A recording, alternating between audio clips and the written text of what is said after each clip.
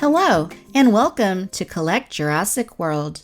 I'm Victoria. And this is Tim. And we are your hosts on this adventure through all things Jurassic World.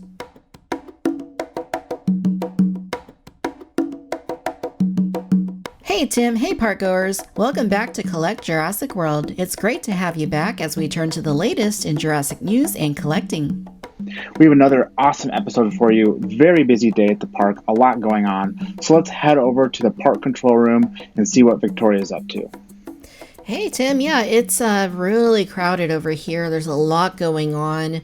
I think I heard that, the Packies are loose over on the West End once again. And there's so much going on. So let's get right to it. It's Jurassic June. A very popular time in the fan community. We're packed. This episode is going to be to the gills from top to bottom.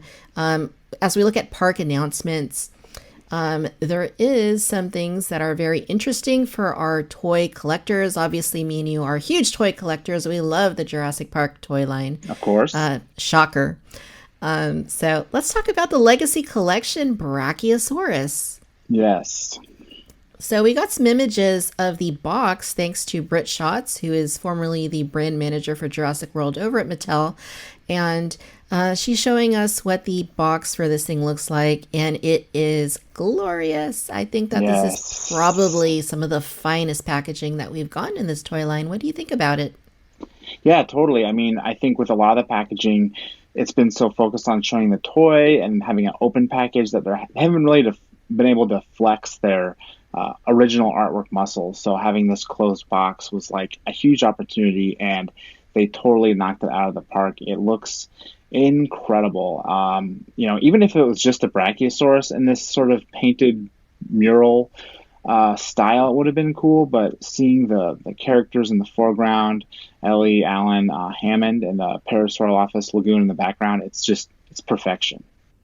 It is, and I'm actually pretty impressed. They put details like that in there, like the lake and the parasaurs, drinking water. Mm-hmm. It's a beautiful box. It's a beautiful box, and as you noted, it is closed. There isn't anything open. There's no try me. There's no, try it before you can buy it. None of that. It's just a box.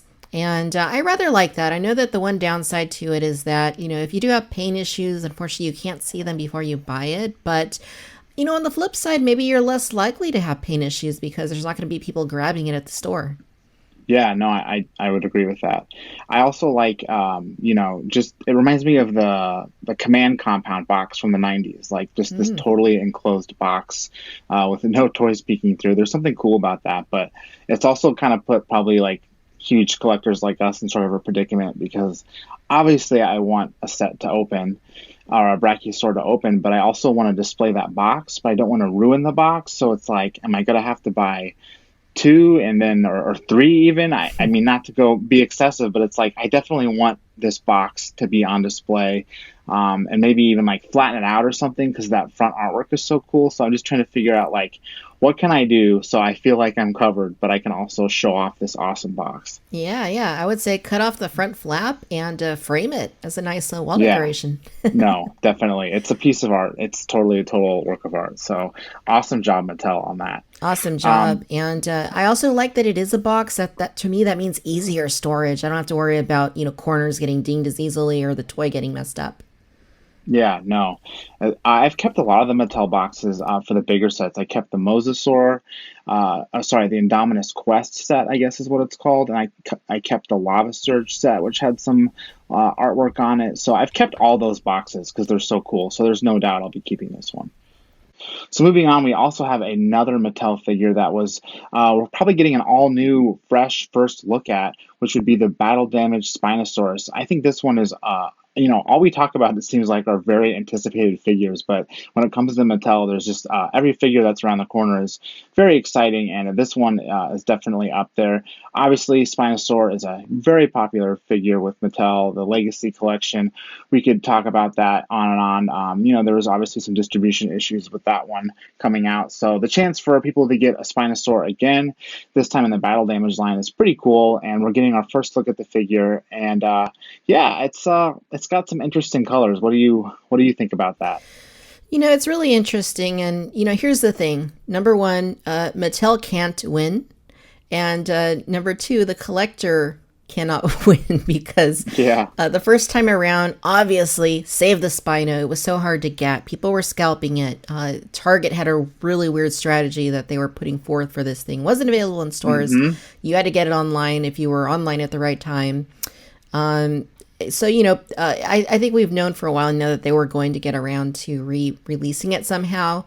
Battle damage seemed like the most likely way to do that. And here it is. It's a retool of the original Spinosaurus. The colors are interesting, and that's what I mean. I mean, the collector that maybe really wanted that Spino, I think if you really wanted it, first of all, you should have been able to get it. There were ample opportunities. But at the same time, if you weren't, you have this. Is this an equitable option?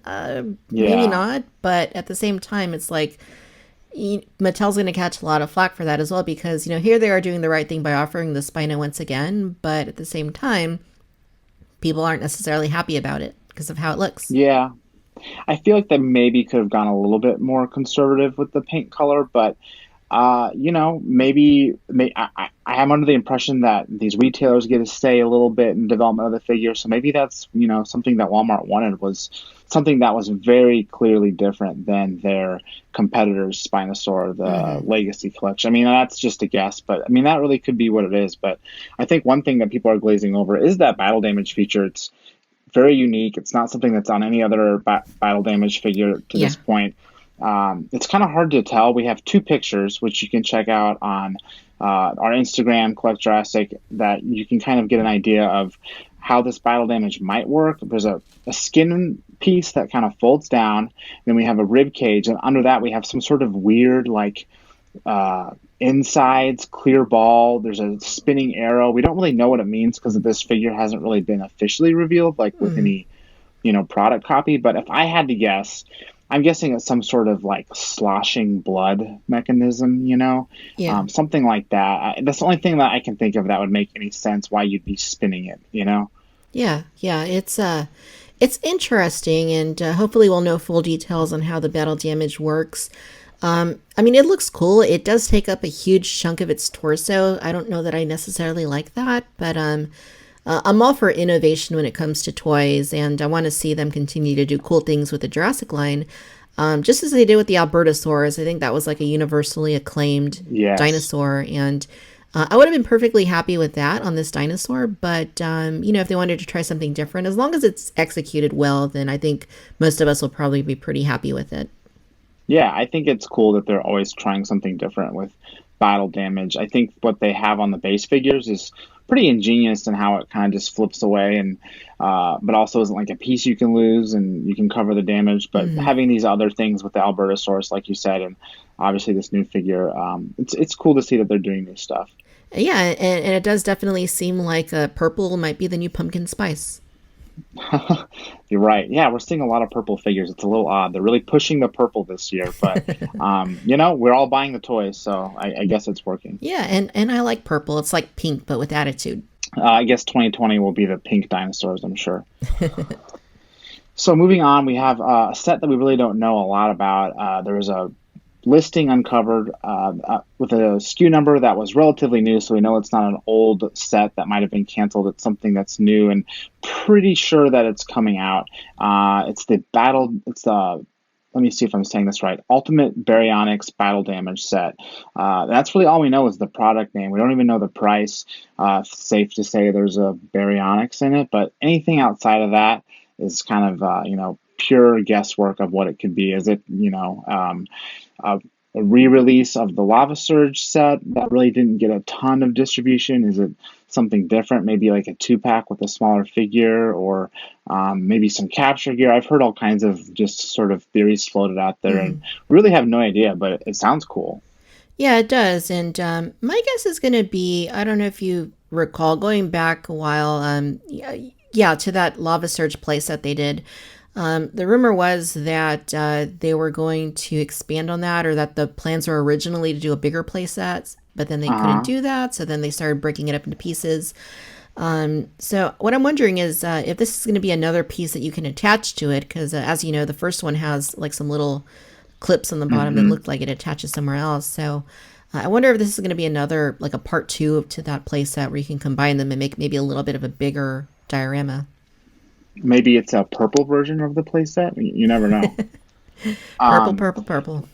yeah, one thing that kind of cues me into what this could be is we all already have the Ultimate Lockwood Battle playset, which is the Battle Damage Indoraptor and the Battle Damage Blue, and having that set sort of as a precursor, using that word Ultimate, it makes me think that this might be some sort of two-figure dinosaur pack as well. Just again, based on the naming convention, it could be something like that. Could be. Not everybody has that, though, I would say. I think people like me and you have that. Yeah, right. No, right. I guess that is a pretty rare one. Moving on, we're going to talk about another really exciting we're going to talk about another very exciting Jurassic announcement. A couple of days ago, Lego announced their anniversary set. So it's the 26th anniversary of Jurassic Park's release in theaters this month, and Lego will be releasing the Jurassic Park T-Rex Rampage set. This is a very high-end collectible set at $249.99, so big price tag on that. But you do get this very large brick-built T-Rex. So not like a minifigure T-Rex. It's kind of built out of 5 pieces of plastic. It's literally a Rex that's built out of probably, I would imagine, at least several hundred Lego bricks. You also get the gate that looks great, and you get some minifigures too. Have you had a chance to, kind of take in that set, Victoria? Yeah, I've gotten to look at that. It was announced yesterday, and it's really cool. I mean, I don't really go a whole lot for the Legos. I did for Jurassic World, but for Fallen Kingdom, the only thing that I've picked up was the classic Jurassic Park set. So it's a really big set. It's pretty expensive. What is the price on this? Like $299 or $249.99. $249. Okay. Yeah, it's a big set. Basically, you're gonna get a really fancy gate and then a huge T-Rex. I don't think these are in scale with the rest of the line. Is that correct? Right. I mean, obviously the minifigures, but everything else is like totally insane large scale. I don't even think the Rex is necessarily to scale with the gate itself, which is a little odd. Yeah, that is strange. And I do love those human figures. That's like, I'm not going to buy this set because it isn't really, it's expensive, but it's also kind of outside of what I usually collect. But I really do want those human figures. I wish that we were able to get those through some other means, whether that's like more classic Jurassic Park sets that are priced, more around $40, $50, smaller sets. But this is the only way to get them. It's a little bit too bad, but it is cool. If you are going to spend the money to get this set, I think you should get something special out of it. Yeah, and I think I'm probably not going to be buying this set straight away, probably because it's so big. It's like I can barely display the toys I have, let alone some huge Lego set. But Right. I think it is something that I do want to pick up along the way because those gates especially are just, they realized those really well, and I think that's a really impressive shelf piece. And if you kind of look at their promotional pictures, that's kind of what they're pushing for this set, is like, this is going to look awesome on your shelf, sort of in line with those really high-end Lego Star Wars sets they have. Just something that looks really cool. Yes, it's a toy built out of bricks, but it's very detailed and meticulously created, and it looks great. Stop justifying it. You're going to make me buy it. Yeah, right. But and more to what you said about the smaller sets, I think a lot of people are feeling that. I think a lot of people, to be frank, are a little disappointed that this wasn't more of a set that kind of fit in with everything else scale wise, like another big play set. Obviously, people were hoping for the visitor center, but even a gate that came with some to scale Ford Explorers, or a couple other to scale scenes or buildings or vehicles, something like that. We were kind of hoping for with this set. So we'd be getting these minifigures, and we'd be getting some other components to fit in with everything else. So this is a little strange. It's just a strange mix of things, but we do get those little scenes, those little vignettes on the back of the gate that are little movie scenes, which is a nice touch. But it would have been awesome to get those in their own little sets too. But it could happen. Yeah, and one thing I do want to say is I didn't build my first Lego set until I did work on those Jurassic World sets, and I know that's pretty wild, but I will say that if you need a little bit of therapy, a little bit of zen, there's nothing like putting together a Lego set. You just totally block everything out of your mind and just focus on that. I think it's very therapeutic. Yeah, so this set is going to offer a lot of therapy because it's over 3,000 pieces. So That's if how you you need it, justify it to your it's spouse. It's there you therapeutic. go. Yeah, it's going to be 6 hours of therapy at least. So awesome. All right, so Camp Cretaceous. So this is something we've heard the name of here and there for the past month or two, and finally we know what it is. Netflix released a preview of Camp Cretaceous. So I don't know if this is actually footage from what we're going to see in Camp Cretaceous, but it looks like they're just giving us a demonstration of what the CG is going to look like, the animation that they're using for the show. What do you think of the animation? I think it looks really cool what they've shown us so far. It looks awesome. I wish I knew a little bit more about this clip. Was it like a proof of concept? Was it something that they put together as sort of a pitch, or is it just all they've had time to really put together and polish? If this is what they're targeting, this level of respect to the dinosaur designs, I think that's a very good sign for the series. But I think also I'm kind of leveraging my expectations around the actual announcement photo, which has a group of kids or teenagers, I guess, staying in front of this gate. And there's definitely a very much a style, very much a vibe with that promotional image, and it's not necessarily the same thing I see in the clip, the little teaser. So there's we're going to be somewhere in the middle. There's going to be some kind of cartoony elements to this that we just haven't seen yet that you don't really pull out of that trailer either. You know what I mean? Yeah, absolutely. And I think we should share the synopsis here, which says Jurassic World Camp Cretaceous follows a group of six teenagers chosen for a once in a lifetime experience at a new adventure camp on the opposite side of Isla Nublar. But when dinosaurs wreak havoc across the island, the campers are stranded. Unable to reach the outside world, they'll need to go from strangers to friends to family if they're going to survive. Yeah, it definitely sounds like it's going to have that, community sort of feel where you have to band together in order to get through, a challenge. And the challenge in this case being all the dinosaurs. Yeah. I wonder how many episodes it's going to be. I mean, is it going to be like, 6 episodes and we're kind of getting one story arc through the 6 episodes, or is it going to be, every episode is something different and very kind of contained stories? I'm kind of hoping it's that sort of situation because that's a lot more fun to watch and obviously opens the door for multiple seasons. But yeah, it's we got to find out more, I guess, to really understand what it's going to be. But either way, I'm very, very excited. I'm definitely not, oh, it's a kid show. Like, I mean, come on, we're getting a Jurassic cartoon. I mean, another dream come true right along with the Brachiosaur figure. We're getting a Jurassic cartoon. It's actually coming out. Yeah, totally. I'd hope that it's maybe like 10 episodes or, a full season, especially if it's aimed hmm at kids. They're gonna want to have more to watch. So I feel like, it's probably going to be a little bit more, it's going to be a little bit longer, and hopefully that, yeah, I mean, I hope it'll tell a pretty well-rounded story. I don't know if they have anything in mind for future seasons. If they do, then, they're not going to be able to tell the full story in one season, but, yeah, it'll be interesting. It's the first of its kind for Jurassic. So, obviously we know that they've been trying to get an animated series for this franchise off the ground for well over 20 Yeah. years. So hopefully this is going to be the thing that maybe, kickstart something and we'll see more similar things in the future.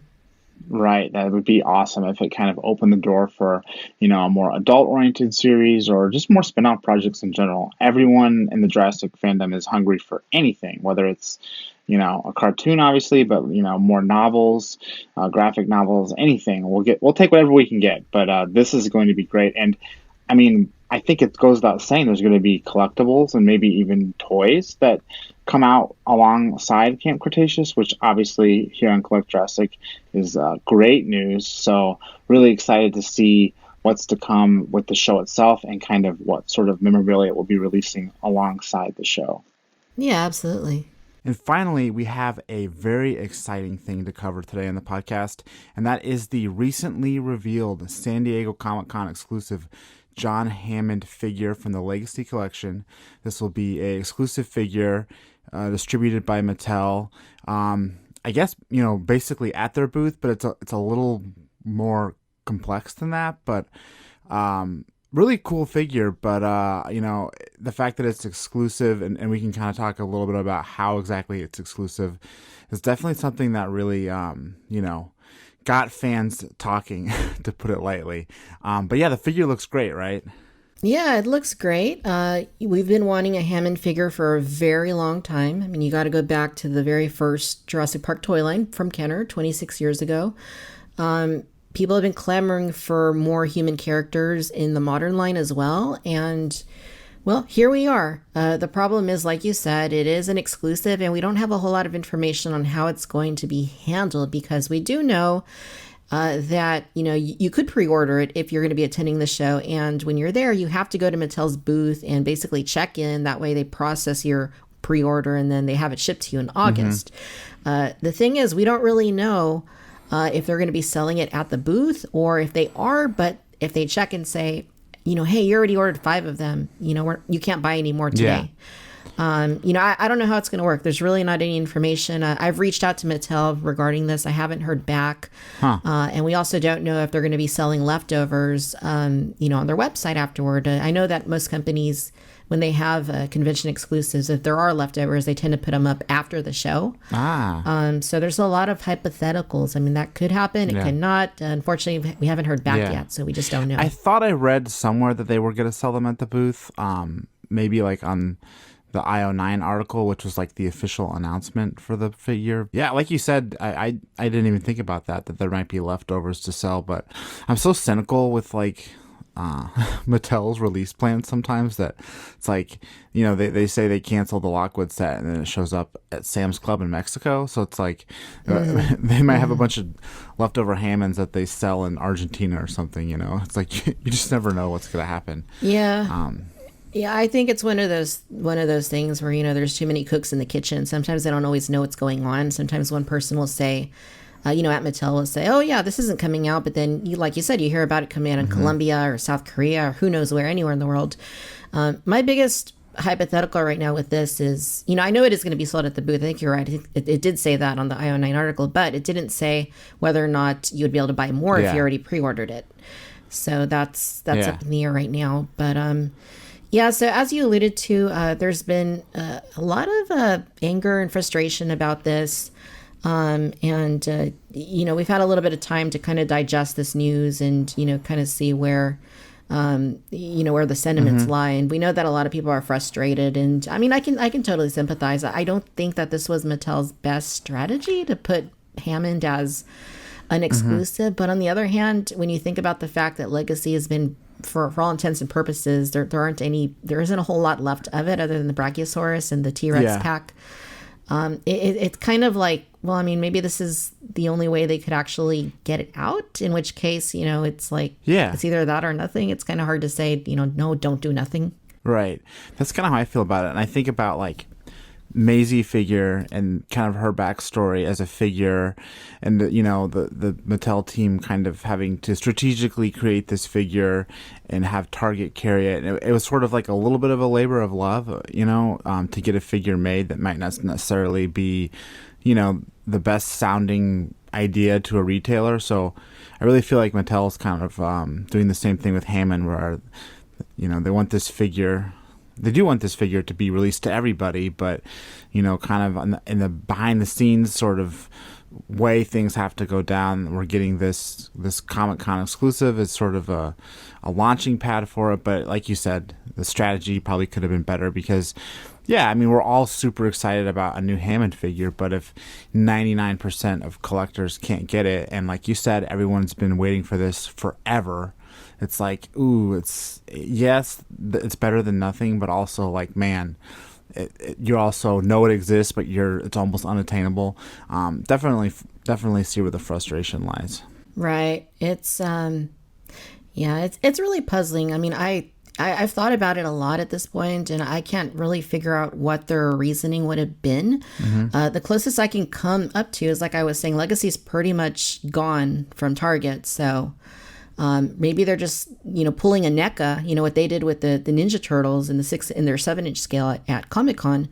And they're just kind of testing the waters to see how much demand for this, Legacy line really still exists, because I mean, that's what NECA did. They pushed these through Comic-Con, their turtles. They did so well that they ended up, seeking out retail partners to release them widely. And that's what they did through Target and GameStop with their turtles. So, I mean, I really think this is going to come back. I mean, I really can't see, I wrote the article on Collect Jurassic about the Hammond figure. Hello, John, what the SDCC exclusive figure really means. And I think I summed it up pretty well there as far as what my, logic behind it is. I mean, I've seen companies do this a lot over the years, and there's no way that they would invest, the financial resources necessary to tool up a brand new figure. That's very expensive to do, only to sell a few hundred or a few thousand through a convention that a very small portion of the population is going to attend. And an even smaller portion of the population attending that convention is even going to be interested in. It makes no financial sense. It makes no business sense. So I really can't see that the figure is not going to come back. I don't think it's going to be in a basic figure. I think that ship's sailed at this point. I think, the thing that I think is going to happen is we're going to see, as we gear up towards the holidays, I think we're going to see maybe an exclusive pack that has maybe some figures or some dinosaurs and figures or a vehicle and figures. And I think Hammond will be in there. That's just what I think. I have no inside information. That's just totally what I think is going to happen. My money is probably on something maybe a little further away, but it would be nice if it was something sooner, but I just don't want to get people's hopes up. I feel like we've consciously seen, a lot of the Jurassic human figures sort of fall by the wayside. So I would be surprised to see a Hammond suddenly hit shelves, in the next 6 months. But I think we're going to ramp back up into sort of, Jurassic merchandising craze as we go toward Jurassic World 3. And I think Hammond will definitely be out. It's still frustrating, for people who are like, well, he exists right now and I want to own him right now. But, in the world of toy manufacturing and, distribution deals, it's a little more complicated than that. But 3 months ago, we had a 0% chance of owning a Hammond figure. And now we have a much, much, much stronger chance. So that's kind of, for me, what it comes down to is we have a real chance at having one now. It just might not be right around the corner. Yeah, and I'm going to go ahead and pull out my soapbox so I can get comfortable. So I've had to block, I think, 3 people on Twitter the day that this news came out and the pre-orders went out. And, I get it. People are passionate. Fans have been, like I said, clamoring for Hammond for a really long time. I understand the frustration. I completely sympathize with anybody who can't go to Comic-Con or who also thinks that it's kind of a weird, puzzling strategy for Hammond to be the figure that is exclusive. I get that. I agree with that. I'm on your side on that. I totally understand. And I don't think that was necessarily a good PR decision for them. However, I do think that whatever your opinion, I think it totally comes down to how you choose to express it. Yeah. I like to say I don't block people on Twitter. I block behavior. And that's kind of a repeating thing that I saw on several instances where, here I am, I'm trying to relay the news of this figure, coming out, being an exclusive, share a little bit of insight and perspective on what I think is going to happen. But yet a few people chose to kind of not really, just kind of look past that and just kind of go on the offensive and be a little demeaning and be attacking. And again, I understand the passion, I understand the frustration, but, I think there's a right way to voice your frustration and there's, a wrong way to do it too. And if you're doing it the wrong way, I don't think Mattel's going to really respond to that the way you might want them to. So, I've heard some people saying, in some of the comments on YouTube and elsewhere, you're being a shill, you're a Mattel apologist. And, all I'm trying to do with this is analyze it. I mean, I think that anybody who's, looked at the channel or who's listened to the, the shows that we've done together or, the Cantina Chatter knows that that's what I like to do. I kind of like to look at all aspects and then kind of make an informed create an informed opinion of what is happening, what's going to happen, this and that. I'm not an apologist. I think that, again, I don't think this was exactly a PR friendly decision for them to make. And I think that a lot of people are upset. They have a right to be. It's just, if you're upset, let Mattel know, but, do it the right way. I mean, don't go out guns blazing. I mean, there's no, death threats. Somebody told me that there were death threats again with this, just like there were with the Spino last year. That is totally unnecessary. There's a way to have a logical, level-headed conversation about, why this was the wrong move, whether or not this will be coming back later. And then there's a totally wrong way to do it, just going on the offensive and belittling people and, shooting the messenger essentially, because obviously, we're passionate fans too. Yeah, and we're passionate, but we're sharing the news. This is also like all for fun. And if I'm a completionist. I'm somebody who wants every toy, and I definitely strive for that. But if it ever became, something that was really not fun for me anymore, I think I would, maybe take a step back and kind of think about it. So, let's just all keep it light and keep it positive. And, like I said, we have a better chance of a Hammond figure than we ever have. So, just stay tuned. Yeah. I mean, we have no vested interest in being apologists or anything like that. Mattel does not, they don't pay us. I've bought every single item in this line so far, even the things that weren't released in the US. I've found ways to get, practically all of those items. I don't even want to fathom how much we've spent between me and you, probably way up in the thousands. And, 99% of the stuff that goes up on my channel and yours, we pay for ourselves, we're fans, we enjoy this stuff, but, we don't want to be attacked either when things aren't ideal. So, so just, keep it cool, be patient. I think this is going to come back. Let's see what happens, and hopefully before long, especially with Comic-Con around the corner, hopefully we'll get some more news on what's on the horizon. Right, and don't be mad when we start talking about Hammond again, because it's bound to happen. So, yeah. But the figure looks awesome. I mean, we haven't even really talked about that. The details is really, really nice. I'm sure whatever version comes out eventually will come with at least the cane, and the cane is awesome. I mean, it's just like every other. I would say it's the best legacy figure they've created, honestly. Yeah, I think it is. And I mean, looking at the figure, I agree. It looks awesome. It looks like exactly what you would want a legacy Hammond figure to look like. But yeah, he looks fantastic. The glasses, it looks like they use the same sort of system they used on the Malcolm figure, where you can kind of pull the glasses off if you want to. Which, you still get the holes on the side of the head, so it's not really the best execution. But it looks great. The packing accessory and the packaging, obviously, I think those are certainly going to be exclusive to Comic-Con.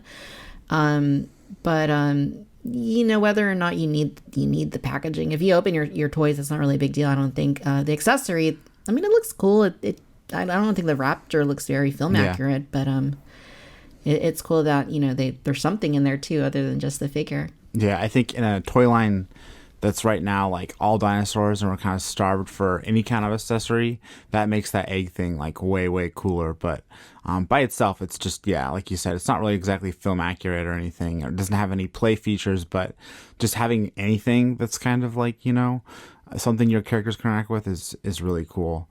So in that regard, I think it's a nice accessory, but I'm guessing that's going to be kind of like part of the whole exclusive package here. But like you said, the outer box is really cool kind of Jurassic Park motif. And, for people that are really into keeping figures and packaging, that is obviously a draw for the exclusive. But I think a lot of people that like passionately want a Hammond figure are going to be opening it too. So, nothing hopefully that they'll be missing out there with the exclusive. So, when the figure or whatever, however it comes to market eventually, I think that base figure is going to be like, with the cane and everything, that's going to be like a sure thing if it comes to market. Yeah. And again, I think it certainly will. I think it's just a matter of being patient and not giving in to, the scalpers on eBay who are trying to turn a quick buck on, such a sought after figure.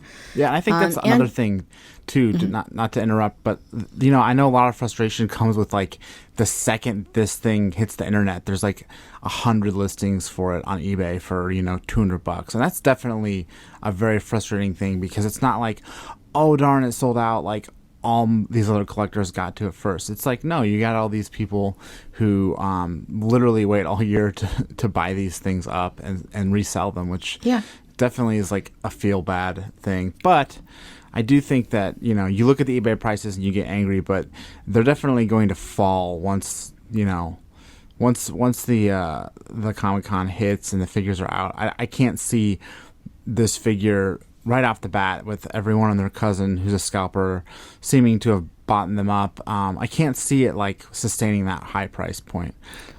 Maybe eventually after you know the inventory kind of clears out, but right now I think it's just like panic mode, and you know I haven't seen too many auctions actually go for those high prices. It's just people demanding them, you know.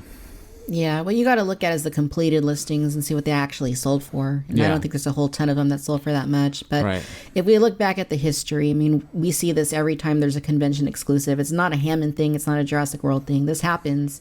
If you go on eBay right now, look at a lot of the San Diego Comic-Con exclusives for this year, like the NECA Turtle set that had Shredder and Splinter and, you know, the Foot Clan and other exclusives that are being pre-sold.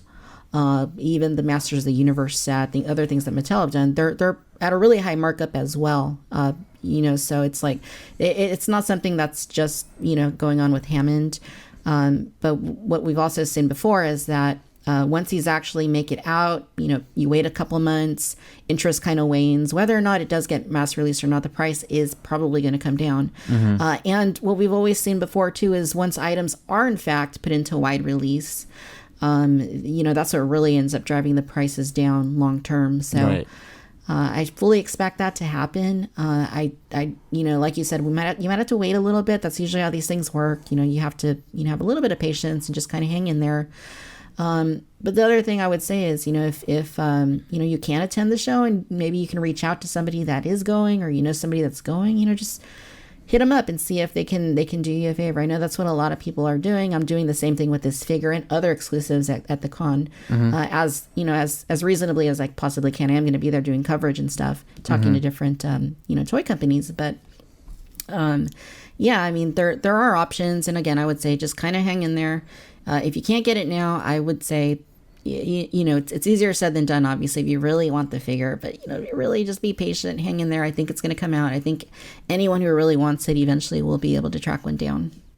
I hope so. Yeah. And I think, I think what I'd like to kind of like end this conversation on is, you know, like, what are some creative ways, like between you and me, that we think that like Hammond could come out in the way, shape, or form? Because I know I have like a kind of a pitch for Mattel, if you will, of how they could get Mattel out to the masses. And like my personal feeling is like we could take Ellie, Alan, Robert, and even Malcolm, that kind of became very much a saturated figure here in the US towards the end. Take those figures, box them up with Hammond. I'm sure you have a few extras, and you know, release like a 6-pack, or wait, 6-pack or 5? No, 5-pack. Sorry, release a 5-pack. You know, next year or this holiday or something, and you know, be able to sell all those figures still, but have all of us collectors who are more than willing to buy repacks if it means getting a new figure. And, you know, kill like multiple birds with one stone. Get Muldoon out there, sell him for a higher price, make it more of like a collectible kind of event thing, make it something that for people that haven't bought a lot of the legacy figures can kind of buy them all in one go. I think that would be like, you know, instant success. Yeah, that's a really good point. But the only thing I could see with that, and I'm sure you'll agree, is that, you know what the new source of frustration is going to be? Oh, I already have all those figures. I have to spend $50 just to get Hammond. That's how you play the game, though. I mean, that's how you play the game. That's how it's always gone. I mean, any toy line, you know, they always do this with exclusives. Yeah. I think the surest way to get this out there and make it a success, just release it in Legacy Collection along with the Jungle Explorer. Yeah. No, totally. We know that, you know, there are very strong indications that Mattel has it. They've tooled it up. They just haven't pulled the trigger. Yeah. All they need to do is put Hammond in there with the Explorer, sell it at Target this fall, and I don't see how that could not be a success. Right.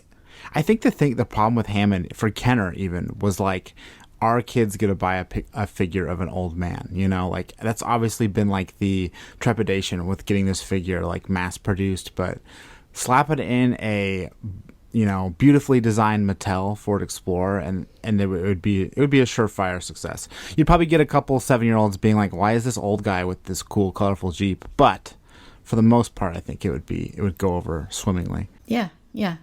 I mean, it's the same thing that keeps evolving. It's like back in the 90s, it was female figures. They were very far and few between. Even in the Jurassic line, I think there were 3 of them. So, and that's gotten better as time's gone on and, you know, views have kind of changed a little bit. But, yeah, you know, things like this, it's basically, like you said, it's an old guy in a white outfit. It's somebody that we love, somebody that fans know and want. But yeah, I mean, that's a very valid point. I mean, I don't know how many kids are actually going to be in the toy aisle looking at Hammond over a T-Rex or something, but yeah, it's something that Mattel definitely has to consider. I mean, putting out an item that's, you know, going to choke, you know, the line and not do very well isn't really a good business strategy either. No. So it's got to be the right combination. Right. And, you know, ultimately, I think that's what they're kind of doing with this Comic-Con release, is just kind of filling out the waters.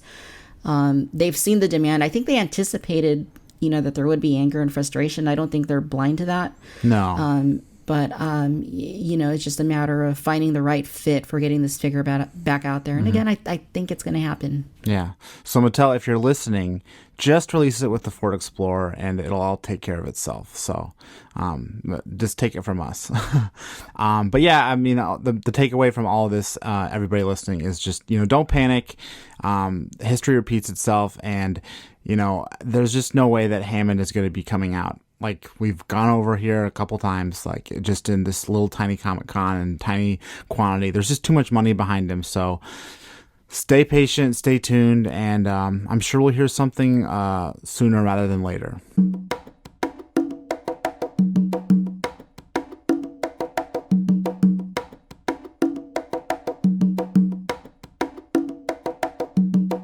Let's head over to asset tracking and talk about some of the toys and collectibles that are actively released right now. And we're going to start off with the very popular Destroy and Devour Indominus Rex.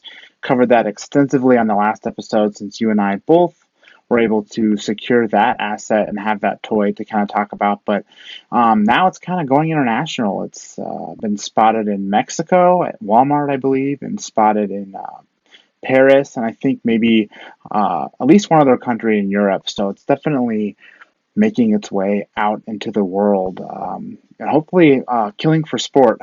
But there's also, you know, it's also been showing up on Amazon pretty much every day at this point. Kind of goes in stock, goes out of stock, goes in stock. It's very popular toy, but it kind of seems like the stock levels are sort of holding steady. If you want one and you check Amazon, you're probably going to get one. But still not in stores. I know a lot of people like to find it in store and they're holding off on pre-ordering it or buying it from an online site. So shouldn't be long now. I would think in the next 2 months, it would be starting to hit Walmart and Target. Hopefully, I mean, there's nothing concrete, but I would think pretty soon it would be hitting stores. Yeah, I think it's just a matter of time. I don't think there's any way Mattel's going to offer something as awesome as the Indominus Rex and not make it available through retail. I think, as we mentioned in the last episode, it's probably just going to boil down to the reset. You know, we all love those resets. We know that we have to wait for them to get stuff sometimes. But yeah, I'd anticipate this will be part of the fall reset at Target and probably Walmart as well. And at that point, you'll be able to get it in stores. But if you know, you're like most people collecting this line, you probably already ordered one online. Yeah. I can see this figure being like stocked in mountains around the holidays when like people are holiday shopping. Like, I think it's going to be one that's hitting over the fall period, but I think it's going to be a really hot toy for the holidays and going to be one that you're going to be able to find pretty easily. I think it's going to be like a very highly popular gift for Christmas this year. Oh, yeah, absolutely. Without a doubt. And it is an amazing toy, as we talked about before. It's a highlight of the line. It's absolutely something that every collector should have in their collection. Even if you're not actively collecting this toy line, I think that, you know, it's an awesome piece. Oh, yeah. And the only issue that I've had, and not to get too much into it again, but is the teeth. Like, all the ones that I've seen have had like scuffs on the teeth, and they're not painted very well. And sometimes on the back, like the spines are a little bit paint rubbed, but other than that, they seem to be pretty solid. I think just the other things like the jaw sometimes, like I think you had this issue, right, where the jaw wasn't like... Yeah, I had a weird jaw. Yeah. It wasn't glued. It was a pretty easy fix, but I will say on the flip side, I didn't really have any paint issues on that figure. The teeth look pretty good. Everything else looks pretty good. It was just the jaw was unglued, like straight up unglued. So it wasn't like, just a little weird warp or something. It just, I don't know. But it was pretty easy to glue down, and it still works perfectly. And I'm pretty happy with the figure. So again, I think it's going to be something that we'll see everywhere. And I think you made a great point. Even if you're not collecting this toy line, even if you're only buying a few figures, if you like Jurassic World and you like Indominus Rex, like, you cannot go wrong with this figure. It's perfect. Totally. Yeah. We kind of have an international theme with asset tracking this time, with a lot of toys spotted elsewhere, and we'll continue that with the Lego Jurassic World set. So different from the set we talked about earlier on the episode, these are the Jurassic World sets that I think we learned about them right around Toy Fair. They coincided with the upcoming miniseries on NBC called Legend of Isla Nublar, I think is what it's called. Just kind of a fun Lego Jurassic World cartoon, a little bit goofy, not canon. But these sets are already releasing in the UK. I think they came out in the middle of May. So all the sets are available there right now. But I know they'll be coming here to the US. July 1st is kind of the official date for those. So be on the lookout for those. There's obviously some great reviews out there for them as well. I think on Jurassic Collectibles YouTube channel, they have all the sets that are, they've reviewed every single set. So you can kind of get an in-depth look at those before they hit shores here. Nice. Moving right along, Canada, the next spotting would be the new Battle Damage figures, which I'll kind of get into in the trophy room, but some new Battle Damage figures are already spotted and we haven't gotten any here yet. So I'm talking about the Plesiosaur, the Yellow Pteranodon, and now these new species. Still no sign of Battle Damage from Mattel here, these new 2019 Battle Damage figures, just nothing in the US. So don't really know what the deal is. I know we're all hunting for those hard and hoping they show up here, but alas, they've showed up in Canada. So I don't know. I guess they're getting closer, right? But it is strange in Canada. They never had the Plesiosaur wave with the Yellow Pteranodon. They just went straight to this wave. So a little troublesome, maybe a little interesting. I don't know. Yeah, totally. And my friend Tom Charlton, who is a frequent contributor on Cantina Chatter Podcast, was in Canada this past weekend, and he sent over a video of one of the Walmarts he was visiting over there. And he doesn't collect the line, so he didn't really know better, but he did spot the Battle Damage Gallimimus, and there were several Battle Damage items behind the Gallimimus. I can only imagine what was there and that he just happened to pass by. But it is cool that these are getting out there, and I hope that they hit the US pretty soon. Yeah, me too. Yeah, the Gallimimus is another figure in this wave. It's a re-release, but the other figures are all new in a way, but I'll get to that in Trophy Room. Another figure I wanted to cover was the new 12-inch figure of Prostrated Soros.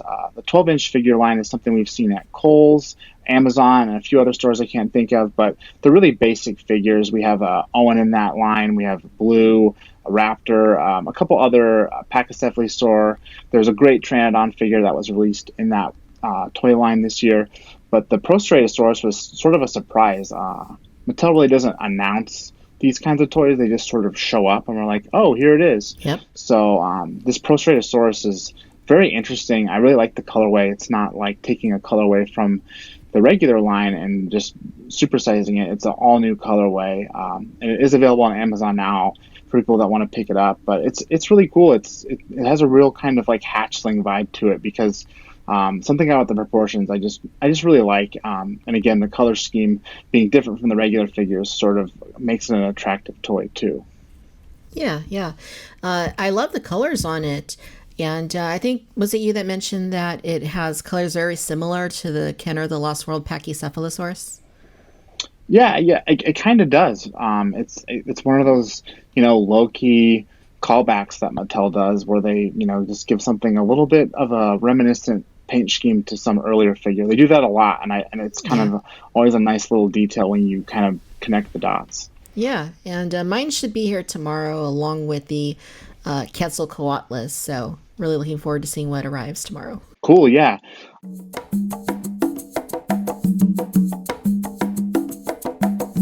Now that we're back in the trophy room, I can go ahead and talk about those figures we were speaking of in the last segment, which was the battle damage figures from Canada, as well as that Prostrated Soros figure. So starting off with those battle damage toys, we're looking at 3 new species in this wave that was just spotted in Canada.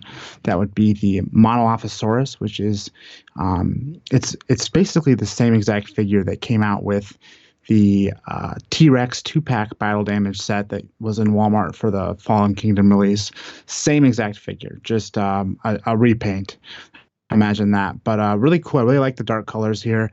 Obviously, an all-new colorway for Dilophosaurus, which brings us up to a grand total of 3 variants of that one species. So nice to get something a little different. Also, we're looking at another repaint of the Herosaurus, which brings us up to 4 repaints.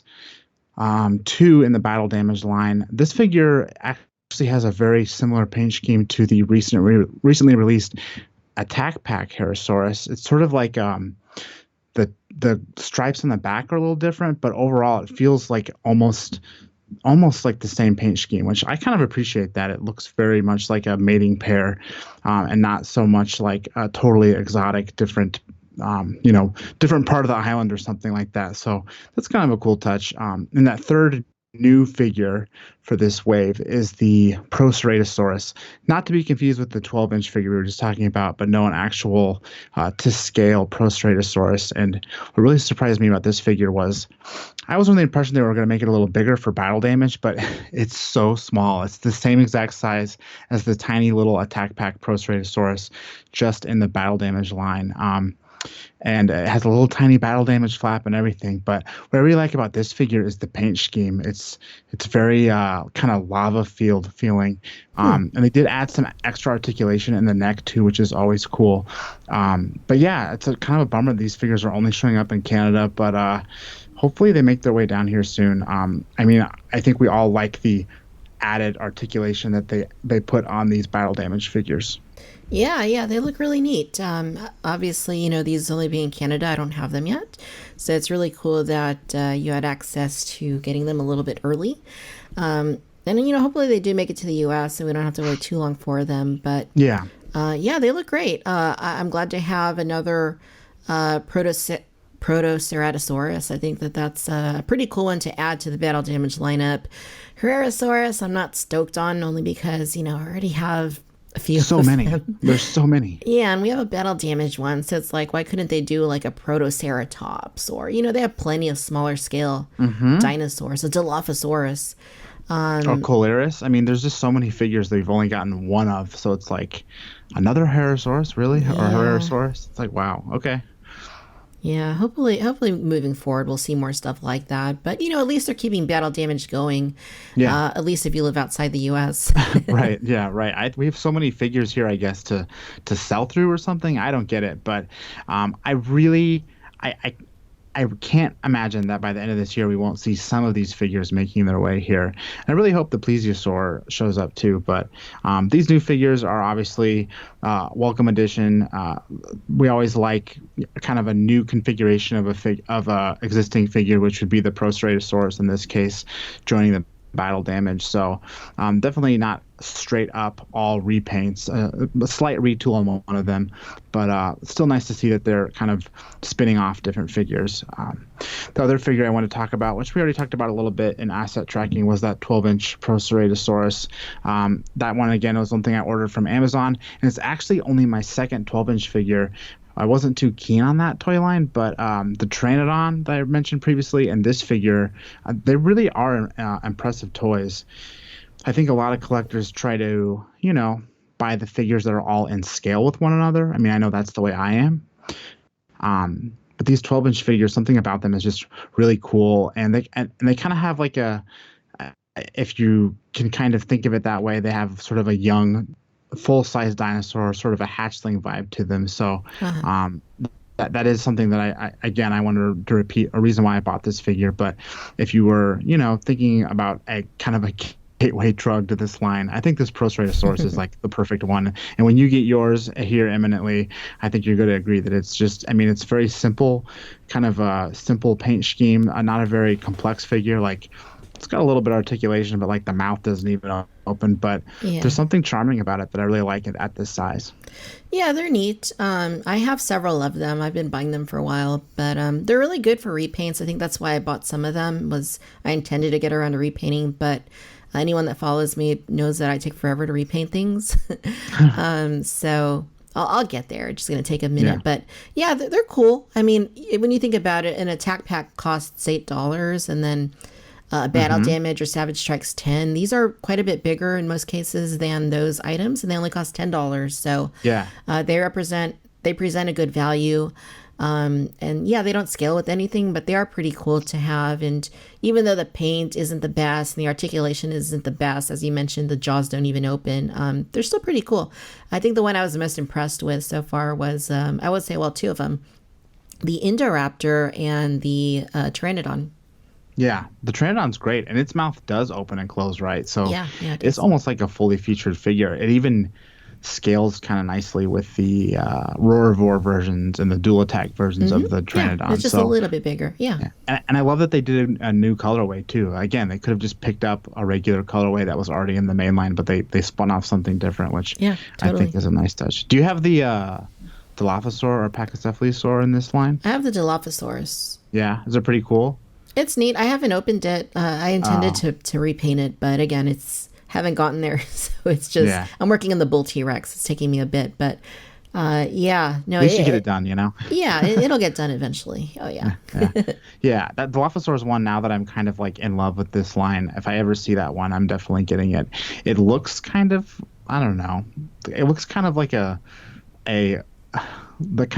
dopey version of Mattel's Dilophosaurus. Like, it kind of has a droopy tail and everything, but now that I know that these figures have some real charm once you get them out of the box, I'm definitely interested in tracking that one down. Yeah, these are cool. I would say also if like you go to work and you have a desk and you just want to have some sort of Jurassic on your desk, I think one of these or a couple of these are pretty nice to have. They're a good size for something like that. Yeah, for sure. No, that is a good point. They really pop out. They're not like a tiny little toy. So very cool stuff. Yeah.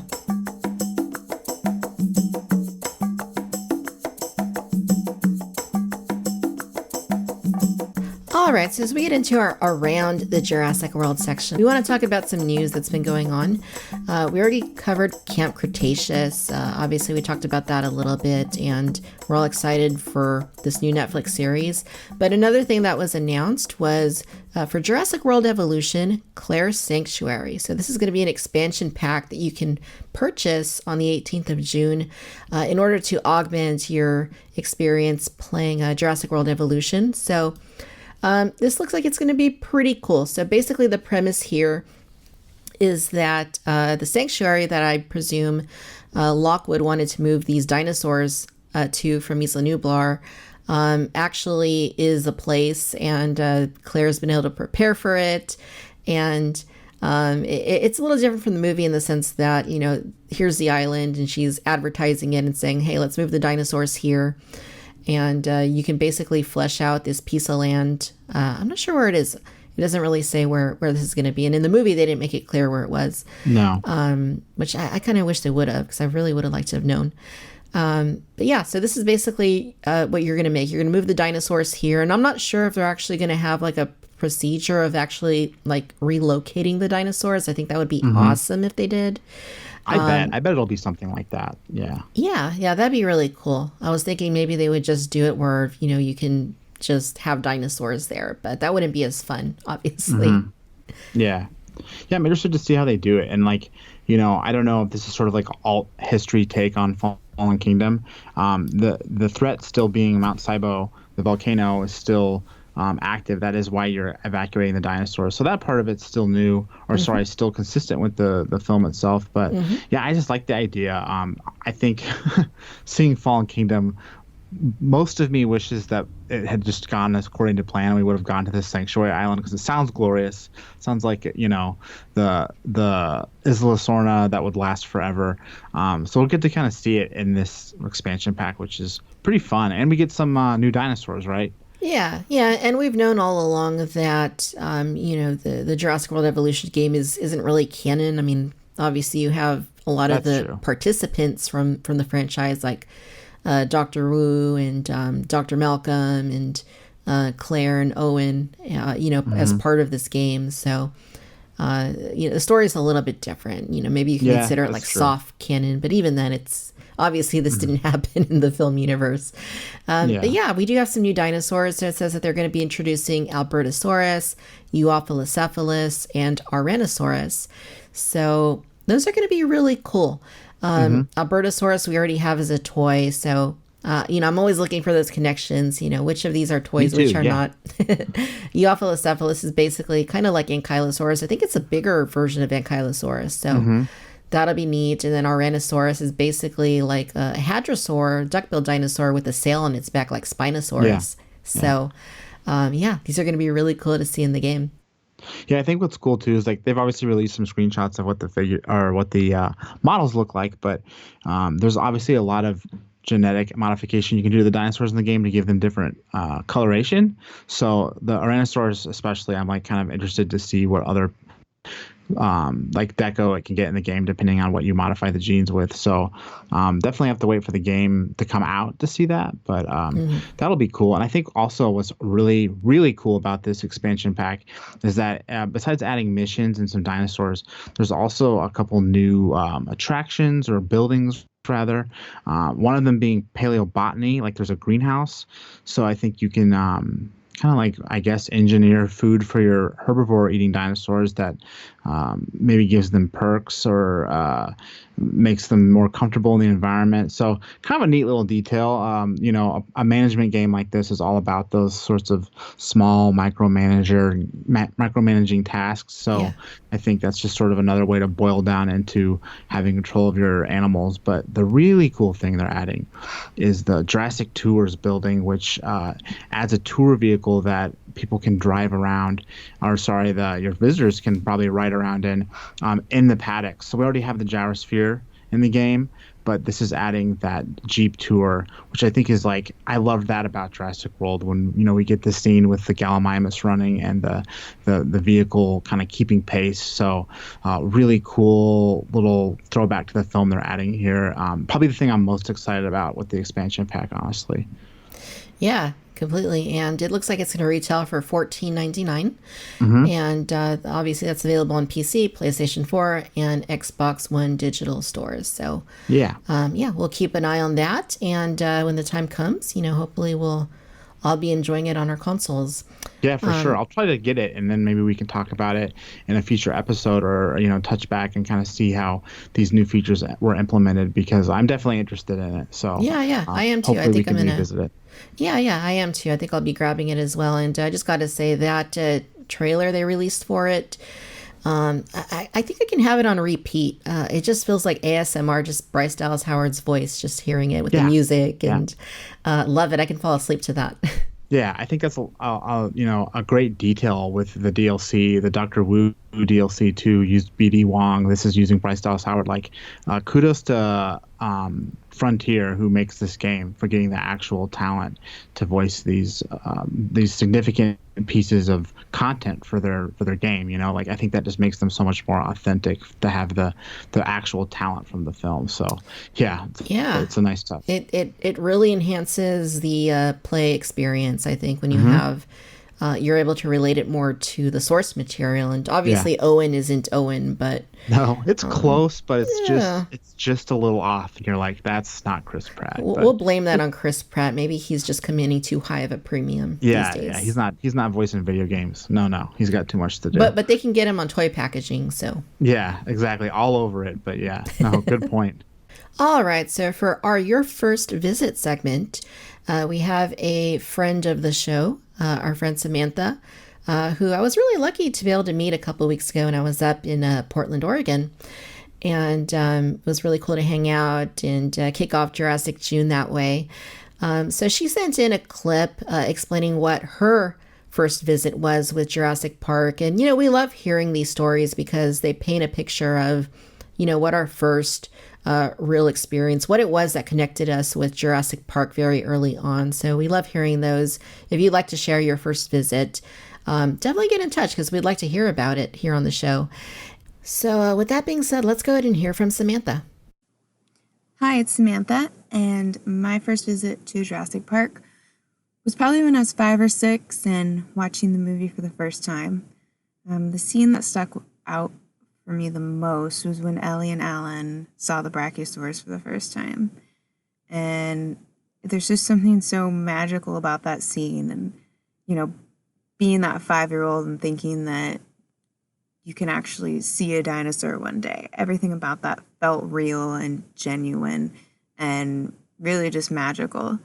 And still to this day, that's one of my favorite scenes in the movie and really any movie ever. And then for the book, I remember being in a store with my mom and we'd always look at the used book section. And I suddenly see the Jurassic Park logo and I very nicely asked my mom if I can have the book. And I was probably 10 or 11 at the time. So I think that was my very first adult sci-fi book that I read. And I just remember loving how much detail he put into the book and just how descriptive it was. And the science just, all seemed to make sense. And it seemed so plausible that we could have dinosaurs and that this was something that could actually happen. So thanks to my mom for supporting my love of dinosaurs and sci-fi when I was little. And that was my first visit to the park. Thanks, guys.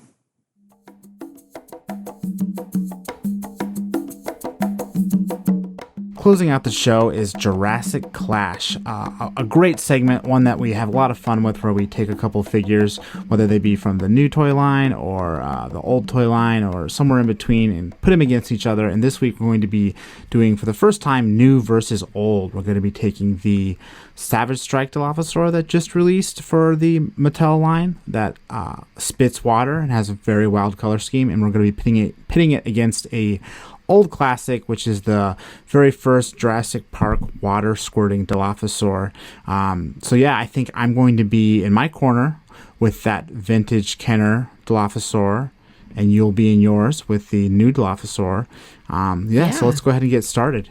Yeah, let's talk about this. Dilophosaur, obviously, it's a very huge part of Jurassic Park, and unfortunately, it's a species that we haven't seen since that very first film. But lucky for us, it does live on in toy form, so we are continuing to get Dilophosaurus figures, just as we have very recently with this Savage Strike Dilophosaurus. Yeah, it's funny that you mentioned how it is such a big part of the film franchise, but doesn't get the love on screen. It's so strange. It's just the dinosaur that the movies don't want to include, but we all love it, and we obviously all love these toys. And this was probably, I think, if I'm not mistaken, my second dinosaur figure I got. I think my first dinosaur figure was the electric raptor, but my second dinosaur figure when I was about 7 or 8 was this water squirting Dilophosaur that I have right here. As a kid, that's all you needed was the fact that in the movie it spit poisonous venom and this toy shoots water, and it's a very easy activated mechanism. You literally dip its head in the water and give it a couple squeezes and it's ready to go. And you're shooting all your action figures in the face. So as a kid, this was a very very playable toy, and I think from looking at it as an adult collector, the paint color is awesome. I wouldn't call it movie accurate, but I would definitely say it's very reminiscent of the movie. It's not totally out there.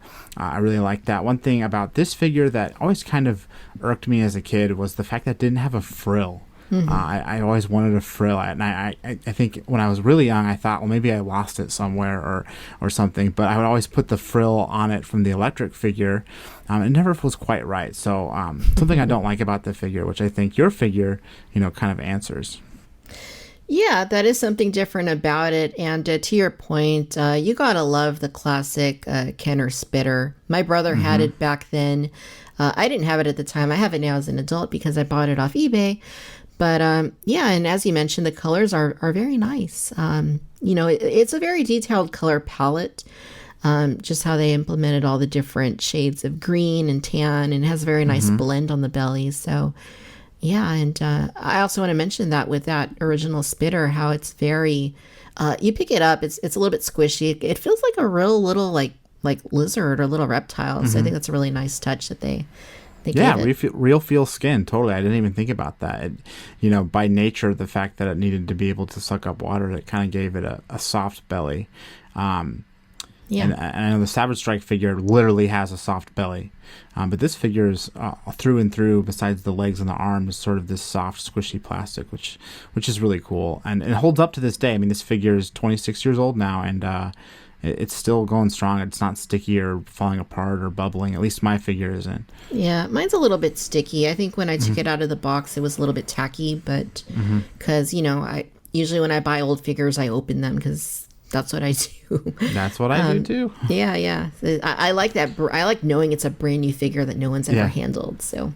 Yeah, no, it's part of me feels bad not to go off like on an aside here, but it's like there's only a finite amount of sealed Dilophosaurs in the world right now. So if you were to buy one and then open it up, it's like boom, another one bites the dust. But I definitely do the same thing. It's like I want that mint figure, so I'm going to buy this toy mint in package and open her up. Yeah, that's funny. But another thing that you touched on that I just thought was interesting, and again, not to go like on a tangent here, but you mentioned your brother had it, and I had a brother that was similar in age to me as well. And I think a lot of older collectors in our sort of age bracket who had siblings probably had the same sort of experience where it's like I had my Jurassic Park toys, my sibling had their Jurassic Park toys, like he had this, I had that, we shared this.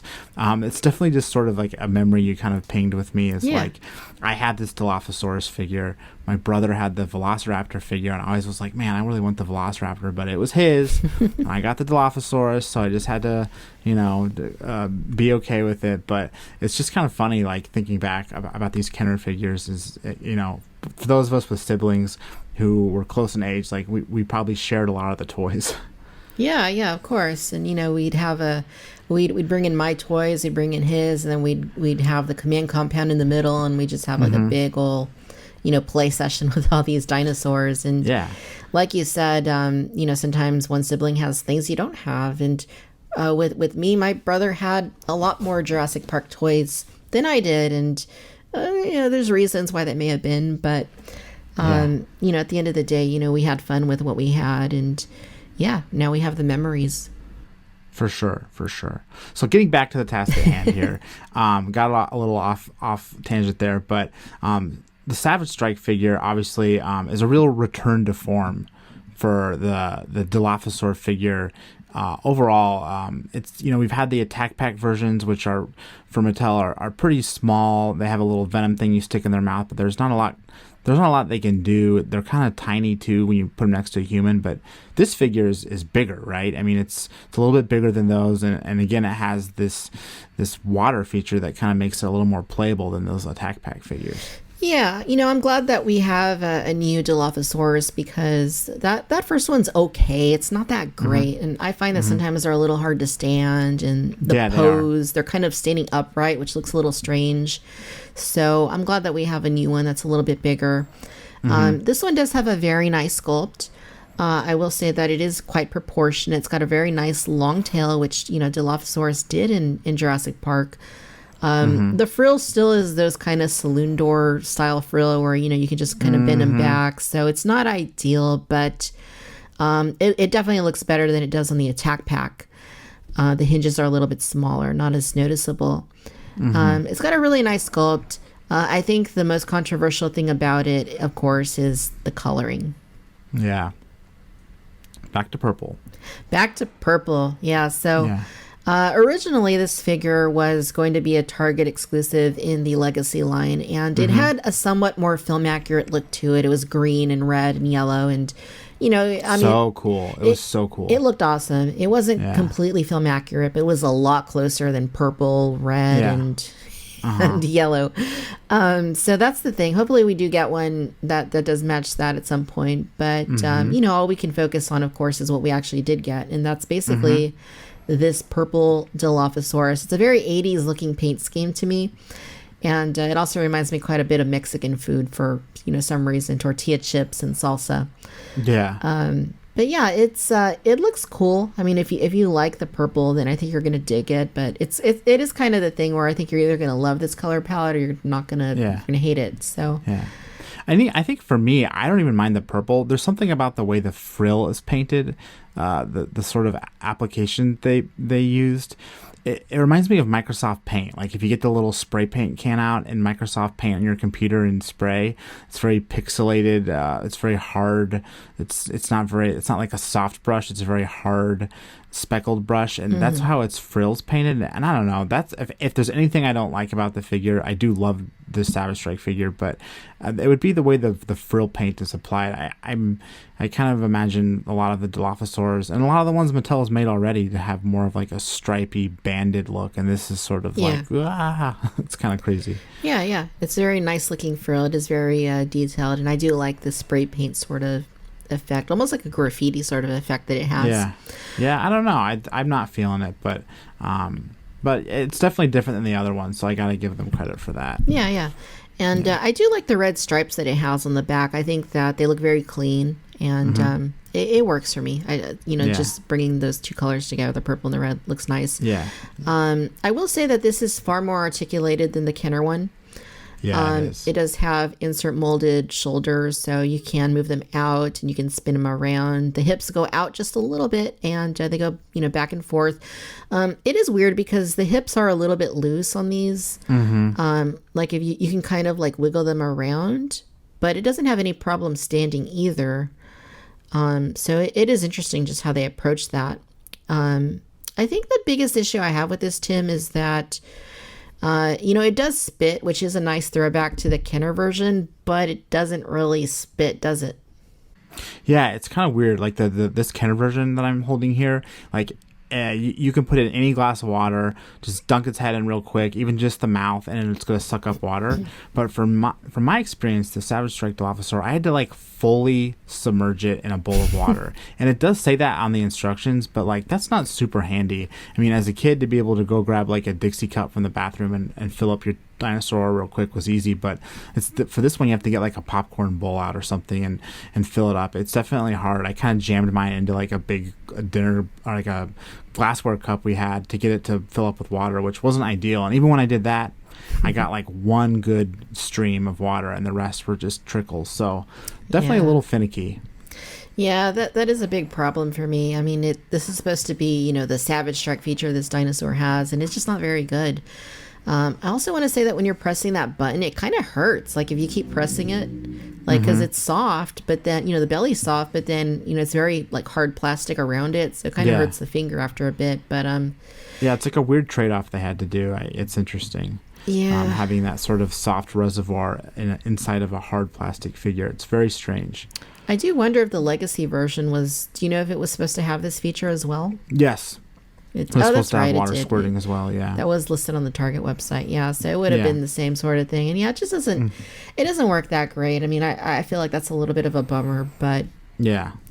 So in terms of just straight off having a squirt off, the Kenner Dilophosaur definitely beats Savage Strike for sure, hands down. But I think what you mentioned about articulation is important. This Kenner figure, you can move the legs back and forth. The arms look like they could move, but I can't get them to move on this figure. I'm not going to try. And everything else is basically static, like the static neck, static face, static mouth, tail even. It's all just one molded figure. There's really not a lot of articulation, but that is the beauty of the Kenner figures, is you don't need it. I mean, this figure, you don't need to pose the tail or anything. I mean, all you really need is this leg articulation and the silhouette that they kind of captured, this neutral pose. it's perfect. You don't need to bend the arm out True. or flick the tail down. Like there's something about a lot of these neutral poses in these Kenner figures that just works. The perfect silhouette. So not something I'll hold against it too hard. Sure. And I will say that, one little negative aspect of it, though, is at least on mine, it's kind of hard to stand. Like, it kind of wants to go forward all the time. On your Kenner figure? Yeah, you really have to, it kind of has to be sort of standing up at alert almost to really hold a pose. Like, if you want to pose it where you think it should, it's going to fall forward, face forward. But, totally. Yeah. Okay, so let's go ahead and tally up both of these and see how they stack up one from the other. So in terms of overall sculpt, Tim, what do you think? I'm going to give this one to Kenner. I think that it feels more film accurate. It has a perfect silhouette, as I would say. And I think that maybe it's nostalgia talking, but I really got to give it to Kenner for this, if you agree. All right, so we'll go ahead and hand that to the Kenner Dilophosaurus. Now, in terms of overall coloration, what are your thoughts on that one? I hope I'm not wrong here, but I'm gonna have to give that to the Kenner Dilophosaurus as well. Obviously, one thing we talked about with the Dilophosaurus was those wild purple colors, but I do want to defend it and just say it's very like poison dart froggy, which I totally kind of vibe with. But good point. For just talking about a Jurassic Dilophosaur, again, I think this one has to go to the Kenner Dilophosaurus. Absolutely. Articulation. Yeah, I mean, I think you got the Kenner figure beat here. All right, so now when it comes to action features, let's compare one to the other. So the Kenner one, the only thing it really does is spit. I mean, that's basically it. Then you have the Savage Strike, which it's supposed to spit. It doesn't really spit very well. Yeah. But it does have the articulation, and it does have, the frill that closes back and forth. Yes. So... yeah, I'll probably give that one to the Savage Strike. Again, the frill just is kind of missing with this Dilophosaurus, unless there's some, version of the female Dilophosaurus that doesn't have a frill that I don't know about. It's a little weird that this one doesn't have a frill. Even though the water feature works a lot better on the Kenner figure, I think this one's going to have to go to Savage Strike Dilophosaurus. Yeah, you can do a little bit more with it. All right, and finally... the fun factor. So what do you think? Which one has a little bit better playability overall?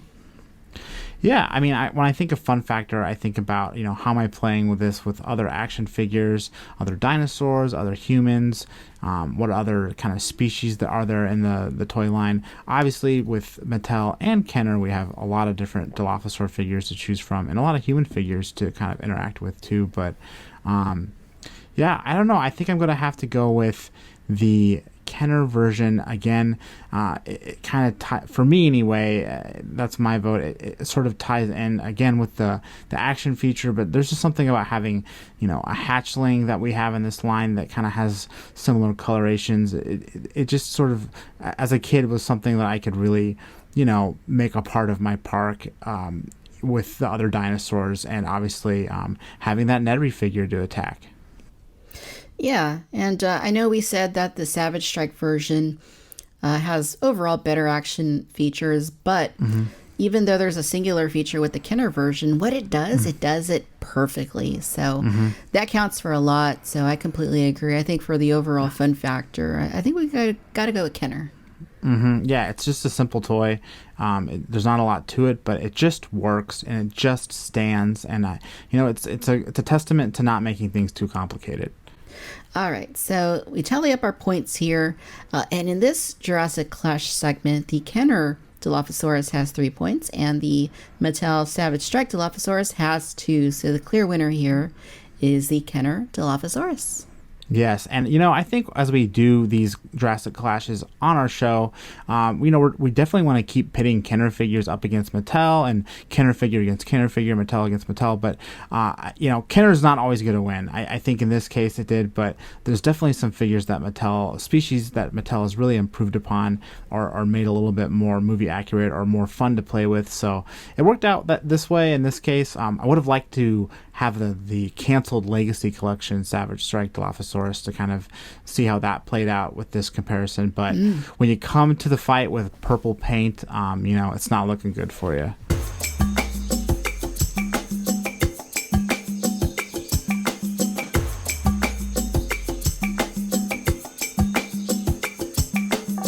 I'm Victoria. And I'm Tim, and we hope you'll check us out online. Obviously, you can find Collect Jurassic at collectjurassic.com. Also on social media, which is Instagram, YouTube, Facebook, Twitter, all at /Collect Jurassic. You can also get in touch with us directly with our email at collectjurassic@gmail.com. And you can find me online by visiting the Victoria's Cantina YouTube channel. I'm also on Facebook and Instagram at Victoria's Cantina and on Twitter at Vic's Cantina. If you're listening through Apple Podcasts, please be sure to leave us a review and give us a rating. You'll help other Jurassic fans and collectors be able to discover the show for themselves. So thank you for visiting. We hope you've enjoyed your visit to the park. Please make your way towards the main gate. We hope you'll book a return visit for another adventure into Collect Jurassic World.